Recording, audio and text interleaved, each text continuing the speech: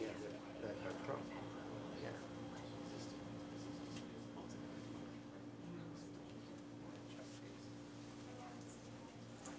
Yeah. I think I'd rather have a laptop, record it with a recorder, and then just put it in the car, and then I can. Yeah, yeah. But they freak out. And it's two worlds, right? This and that. Everybody's used to it. So they'll buy an iPad, they'll buy a Pro, but they won't buy a laptop because everybody's gonna want a laptop.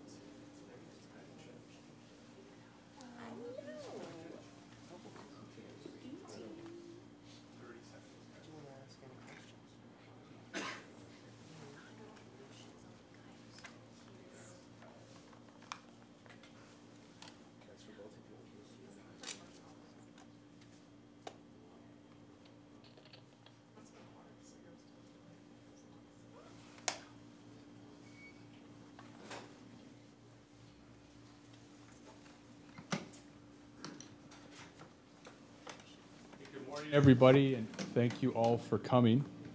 My name is Sergeant Jason Roblard. I'm a Media Relations Officer with the Vancouver Police Department.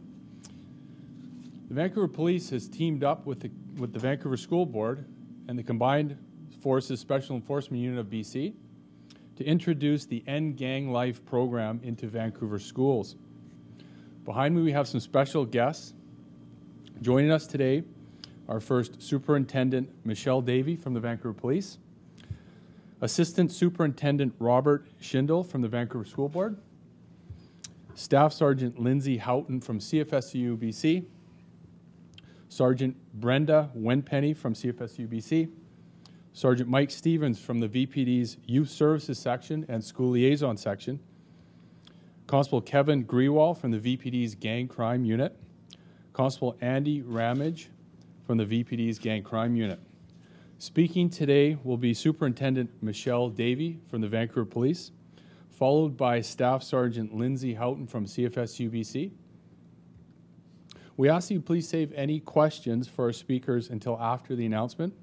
And also, I'll be available for any unrelated questions to today's announcements, including one for an update for an arrest we made regarding stolen wigs, and a Good Samaritan who intervened on a Marpool indecent act. So I'll be available for both of those after. Superintendent Davey, thank you. Thank you, Jason. Well, good morning, everyone, and thank you for being here. I'm pleased to announce that the Vancouver Police Department is rolling out the very successful End Gang Life program in Vancouver schools, in partnership with the Vancouver School Board and the Combined Forces Special Enforcement Unit of British Columbia. The first two presentations actually took place last week. Information and awareness is key, especially at a young age when you're making decisions that could impact the rest of your life. This high school education piece is one of many End Gang Life initiatives developed by CFSU BC. It has been very well received in areas outside of Vancouver. The VPD has worked with CFSU BC quite closely and tailoring it for our use in Vancouver schools. There are two parts to the presentation. Police officers from the Vancouver Police Department's Gang Crime Unit will deliver the first part. They will talk to students about what they see in the field and remind them that gangsters are not welcome in the city of Vancouver.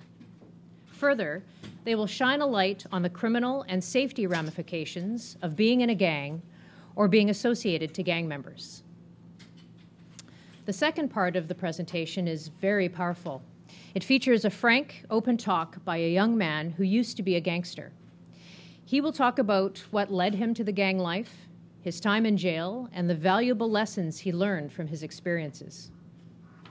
Our goal is to work with the Vancouver School Board to reach more than 4,000 students in 18 different schools. This program is now one of many used by the VPD to connect with Vancouver's youth.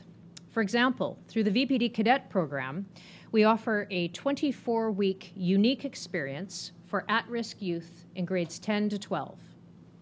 This program provides life skills, teaches leadership, and engages kids on topical issues like gangs, bullying, and internet safety. Our gang crime unit hosts Gang Tackle every year, in partnership with the BC Lions and the UBC Thunderbirds. This is an anti-gang initiative that allows our officers to build relationships with vulnerable youth through the sport of football. Turning Point is another anti-gang VPD initiative and is proudly sponsored by the Vancouver Police Foundation. Through direct interaction with our officers, youth can see how drugs and gang life negatively impact them and the people around them. The VPD is not focusing just on education, awareness, and prevention, but also on enforcement. Projects by our organized crime section to tackle gang crime are ongoing. Last week, we updated the results of Task Force Tourniquet, a multi-agency gang crime initiative that has resulted in 209 charges against 38 individuals. We've seized more than 170 firearms. We've seized more than 10 kilograms of fentanyl, 40 kilograms of heroin, methamphetamine, and cocaine, and more than $2 million worth of cash, jewelry, and high-end vehicles. To conclude, I'd like to offer my sincere thanks to CFSU BC for collaborating with the VPD to bring this program to Vancouver. Thank you to Staff Sergeant Lindsay Houghton and Sergeant Brenda Winpenny, who are here with us today. I also offer a big thanks to the Vancouver School Board and Acting Superintendent Rob Schindel. The VSB has a very progressive leadership team and has always been a great partner to the VPD. And Rob, we appreciate your willingness to work with us to help keep the kids of Vancouver safe. Thank you.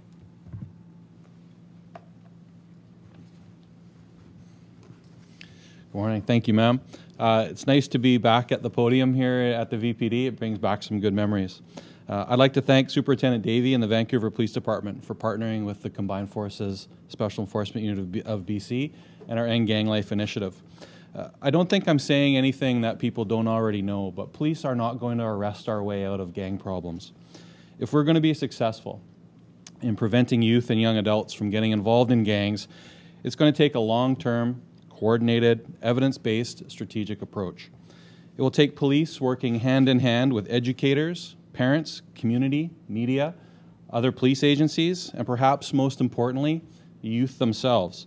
For they hold within themselves the power to stand up and say no. It's also going to take years of investment and dedication, not just from the police. A generational shift in thinking is going to need to take place where young people no longer think it's okay to sell drugs, do drive-by shootings, extort other children, and to create tragedy in our communities. The question that many ask is, how is that going to happen? And where do we start? So the CFSU BC, we started down this road when I created the End Gang Life Initiative in 2013, and we launched it that December. We continue to this day to work with researchers, academics, other police agencies, community groups, educators, parents, and youth themselves to evolve the End Gang Life program. I can tell you that without a doubt, it has saved lives.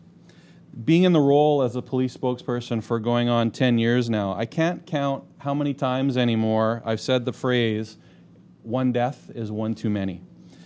And if I'm being honest, I didn't fully grasp what that meant until I sat down and spoke with the parents whose children died because of gang violence, or brothers and sisters who have lost their siblings, or even children who no longer have a parent. The enormous cost on society and our justice system due to gang homicides is secondary in many respects to the lifelong ripple effect that is caused when someone loses a loved one. I want to give you an example. The example several years ago, the murder of Sean Murphy. He was a young man who grew up here in British Columbia. He played sports, he played hockey, he had opportunity, he had a good family. He was not who anyone would classify as an at-risk youth. And yet, for some reason, he started to sell drugs. And he happened to be selling drugs for the Red Scorpions. He wasn't a quote-unquote gangster, but he was part of the landscape and he was murdered for it. He was murdered for his connections, no matter how distant, to the quote-unquote real gangsters. And I remember when I sat down with Sean's mom to interview her for our Myths and Realities of Gangs educational documentary. And I asked her what happened to Sean's circle of friends, his real friends. She broke down and she told me how Sean's murder caused those friends, their friendships to fracture. Some turned to drugs, self-medicate, and some just drifted away. To this day, it's almost 10 years to the day of his homicide, those ripple effects continue. Sean was 21 when he was murdered. He was young, and he had a lot of potential to turn his life around. And I see, like a lot of people see, people say, good, another dead gangster or another dead drug dealer. When I hear that, I think about Sean. I think about Sean's family. I think about those ripple effects, and it gives me motivation to try and prevent another Sean or the many others like him. So back to End Gang Life. What is it, and how does it all fit together? Some of you might be asking. I often describe it as a very large jigsaw puzzle. Pieces are different sizes, and yet they all fit together. A significant piece, as Superintendent Davey mentioned, is the school presentation piece. We at CFSU, we've been doing that for several years now.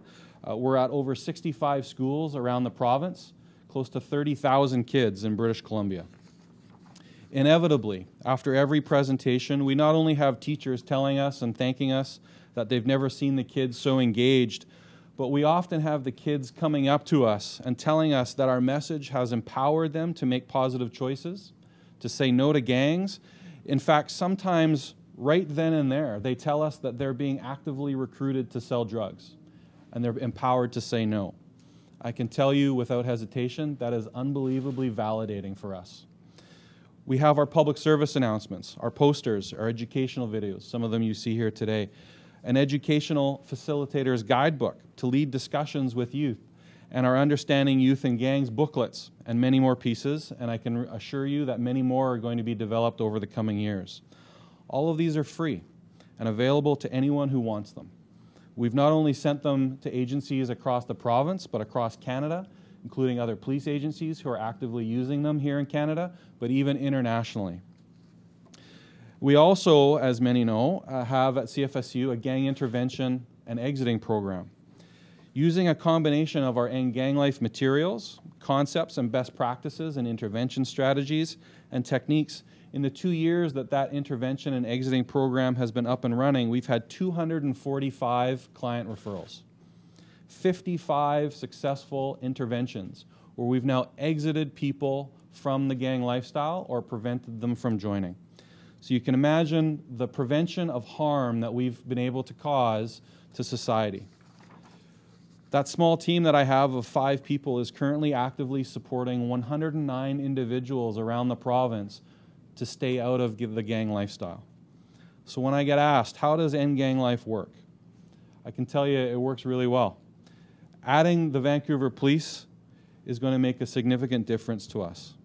As we did with the Surrey RCMP, so they could create their Shattering the Image initiative, which many of you probably know about, we're giving the VPD the End Gang Life tools so that they can customize what we've created and contextualize it for the Vancouver demographic. And I can tell you that we look forward to the many years to come of this collaboration and partnership and saving lives of those kids here in Vancouver. Thank you. Thank you, Staff Sergeant Houghton and Superintendent Davey.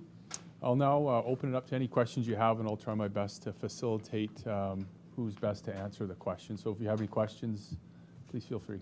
Maybe go backwards if we could, Lindsay, if you don't mind coming back. Just a few things that came up in your presentation. I'm looking at my notes here, trying to see what I've written.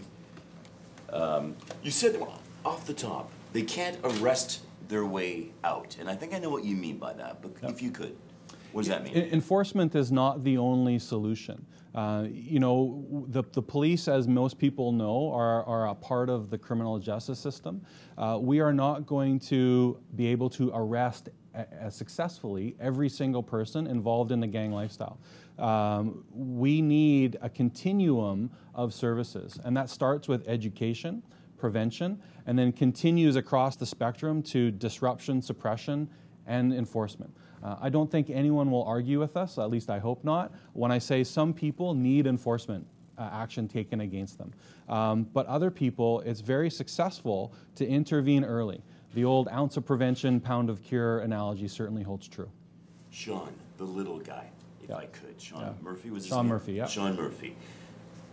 This is what I find so interesting. If for example, okay, I'm going to sell a little bit of drugs. No big deal, just a bit. Yeah. Is that the most dangerous player, would you say? Are they the most vulnerable, the little guys? When you say dangerous, they are the people who are the most in danger. They're the most people who are vulnerable, to use your word. These are the people who are on the front lines of not just the violence, but they're at the bottom of the gang and organized crime landscape. The people who are the puppet masters, the people who are pulling the strings, they want these young people who are often either naive, they don't understand what they're getting involved in. I can tell you from talking with Sean's parents over the years, they knew from talking to Sean that he had no idea who he was selling drugs for. And yet he's associated to a Red Scorpions drug line and he gets murdered for it. I'll ask you the question. Yeah. I think I know the answer, Lindsay, but surely selling a little bit of drugs is not going to be dangerous. Just a little bit, right? Well, if you look at the poster we have, as of a couple years ago, 73% of all gang-related homicides were directly involved with drug trafficking. I can't count how many times when I was the spokesperson for the VPD, I was called out to go to a gang or organized crime-related homicide where it was a dial-a-doper who was murdered and their bodies sitting in a car at the side of a road. They are the people who are most at risk. What's the reaction been, early reaction to the initiative so far from the community, and have you talked to students about it? Yeah, it's been fantastic. I can tell you, like I said, we launched it in 2013. In 2014, we started to go to schools around the province, and of those 65 or more schools that we've been at, the response has been overwhelmingly positive, not just from other police officers who work in these communities and the teachers and administration, but from the kids themselves. It's very reassuring to us to know that we're on the right track when we have kids come up to us afterwards. They hear the message that we're giving, not just the police, but the former gang member that we go with, and they feel that they have now the strength, the tools, and the knowledge to be able to make good choices. And you touched on this, that you know that you've managed to stop some kids getting involved. How do we know that? How do we know that those kids were going to be involved? Not only do they tell us that we've stopped them, and in some cases we continue to follow up with them, but as I mentioned, our intervention and exiting team has successfully intervened in over 50 individuals' cases. And it's those people who we continue to follow up with and monitor and track their positive choices and progress. We continue to do that, regardless of where they are in our quote-unquote system. Yeah, the proof is in the pudding. These are young people who now have jobs. They're contributing positively to society. They're not selling drugs. They're not carrying weapons. Some of them may go to jail for a period of time, but then they come out and we're there to support them. Yeah. And for parents who are wondering, could my kid be involved? What are the traits, what are the characteristics of a drug? Great question. So there are many. The first thing I would say is get educated, because one of the things that we hear from parents mostly is, I didn't realize or I didn't recognize the signs. There are a lot of resources out there. If parents want to visit www.endganglife.ca, we have a lot of resources on our website where it shows some of the signs, things like multiple cell phones, increasing secrecy, drug packaging, unexplained money, going out at different times of the day or night, meeting up with new groups of friends, oftentimes when it comes to young people, older people in their lives who the parents don't know. Those individually may not indicate that your son or daughter is selling drugs, but together in aggregate, those are things we want parents to be aware of, and those are the reasons why we want them to pick up the phone, either phone their local police, or you can phone us and we'll help them through it. Can straight-A students be drug mules, drug sellers? Absolutely. The gang landscape in BC and who joins the drug trade or drug trafficking or becomes a quote-unquote gangster, it has nothing to do with socioeconomic status, has nothing to do with ethnicity. We have individuals in the gang landscape history here in Vancouver who went to private school. We have kids who came from the quote-unquote wrong side of the tracks. They were at-risk kids. It is every kid who is at risk of this. It's these kids wanting and in sometimes being extorted or coerced, as we're seeing more and more of, but it all comes down to the money. Yeah. Good on this, yeah. I think we're good. You were succinct, Thanks. so thank you so much, Yeah, you no guys. Thank you. I think, yeah, you know what, just one, if we could. You mentioned the seizures, all those, the money, I think the car. Were those high school students? That had all this stuff? I was just trying In to Task Force Tourniquet? No, it was not. It was not. I was referencing specifically that our responsibility does not only lie with education and prevention and awareness, but also in enforcement. And we did a substantial media release last week that talked about Task Force Tourniquet that was not targeting high school students. No, it was, they were adults, and the seizures were related to that project. Have you met a child that surprised you or a kid that surprised you was involved in drugs? Yeah, in fact, the young man that we have invited to join us for our presentations, who's been working closely with CFSEU over several years now and doing the presentations outside of Vancouver, is that man. He is a remarkable individual who has learned from his experiences, who came from a very good home, who had support, who had community, and made some choices that were unwise for his future. And that is the key message that we want to deliver with this End Gang Life presentation, is that the choices that you make at this stage of your life, at the grade 8, grade 9 level, are choices that could have an impact on the rest of your life. And this young man made some choices at that young age that did have a significant impact, but to see him turn that around into an opportunity to help educate other kids has been a magical experience. So this is the surprising thing too. You can get out if you're in. You can get out if you're in, and the endganglife.ca website is a great place to start if that is something that is on the minds of anybody watching this or reading about this presentation. It's a resource that is available to parents, to students, to everybody to access how to get out.